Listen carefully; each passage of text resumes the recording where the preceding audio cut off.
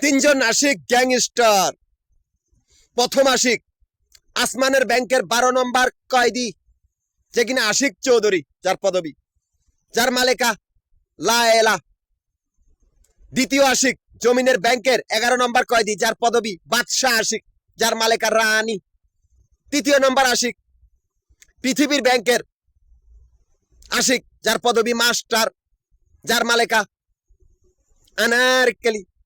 হে তিনজন আশিক কের তিনটা ভণ্ড প্রতারক বাপ আছে, যারা বুড়া বয়সে কুত্তার বাচ্চা। এই কুত্তার বাচ্চাগুলাই আমারই ক্যাশ কাউন্টার গুলার সামনে আস্তানা গেড়েছে কতগুলি মাইয়া গুলোকে লটর পটর করার লাগিয়া।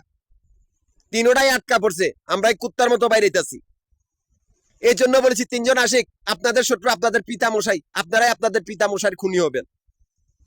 কেন জান এছাড়া কোনো রাস্তা নাই, নয়তো হাতের তালি দেওয়া লাগবে। মাফিয়া গ্রুপটারে কইতাছি, যারা আছেন তারা আপনারাই আপনাদের আত্মীয় স্বজনে খুনি, নয়তো আপনারা নিজেরাই সবাই হাতের তালি দিবেন।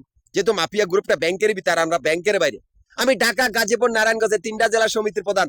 আমার কোনো ধর্ম নাই, এই 3টা জেলারই সমিতির প্রধান আমি। এই 3টা জেলারই ক্যাশ কাউন্টার মিরপুর, নবাবপুর, মতিঝিল, 3টা জায়গার ভিতরে আমাদের আবাসিক বাড়িঘর বা হোটেলের ব্যবসার হিসাব করা হয়। এখান থেকে আমার অ্যাকাউন্ট চলতেছে। অথচ তিনজন আশিকের পিতৃমশাই, 3জন ভণ্ড প্রতারক কুত্তার বাচ্চা, ধর্ম ব্যবসায়ী, এই 3টা কুত্তার বাচ্চা আমারই ক্যাশ কাউন্টার গুলার সামনে আস্তানা গেড়েছে।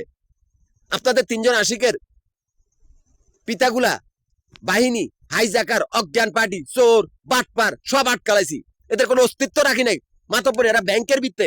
এই জন্য বলেছি আপনারা 3জন আশিক আপনাদের আত্মীয় স্বজনের খুনি হবেন। আর মাফিয়া গ্রুপ আপনারাই আপনাদের আত্মীয় স্বজন যদি খুনি না করেন, নয়তো আপনাদের হাতের তালি দেওয়া লাগবে। যেহেতু আমি ব্যাংকের কোনো রাস্তা রাখি নাই, আমি একটা গোষ্ঠীর নেতা, আমানতের বাহিনী, খেয়ানতকারীদের কল্লা কাটার বাহিনী। যেহেতু ওরা ব্যাংকের ভিতরে আর আমি ব্যাংকের বাইরে, আমার কোনো ধর্ম নাই, আমি কোনো ধর্মের অনুসারী না, এ কথাটা মনে রাখবেন।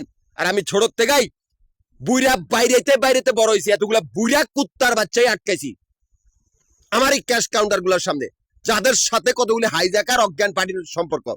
এতগুলা বুড়া কুত্তার বাচ্চারে আমি কুত্তার মতো মায়ের খাওয়ান যে বাহিনী রেখে দিয়েছি, এত শক্তিশালী করছি।